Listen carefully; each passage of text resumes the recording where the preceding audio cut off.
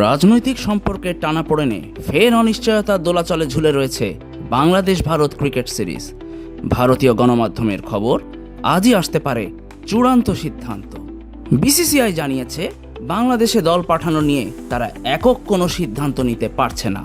এখন তারা তাকিয়ে আছে কেন্দ্রীয় সরকারের সবুজ সংকেতের দিকে।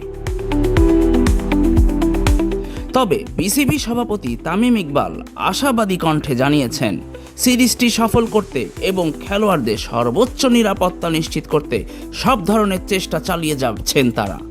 জীবন অবাক না করলে কে করবে? 28% মিল্ক ফ্যাটের অবাক করার সাথে ফ্রেশ মিল্ক পাউডার। জীবন অবাক করুক প্রতিদিন। দুই বোর্ডের ইমেইল মারফত আলোচনা চললেও চূড়ান্ত সিদ্ধান্তের জন্য আজই ভারতের উচ্চ পর্যায়ের সরকারি বার্তার অপেক্ষা করা হচ্ছে। বিশ্লেষকদের শঙ্কা, শেষ পর্যন্ত ভারত বাংলাদেশে না এলে এর সরাসরি নেতিবাচক প্রভাব পড়তে পারে আগামী বছরে ঘরের মাঠে এশিয়া কাপ আয়োজনের উপরও। রিয়াজুল ইসলাম শুভ, ইনকিলাব স্পোর্টস।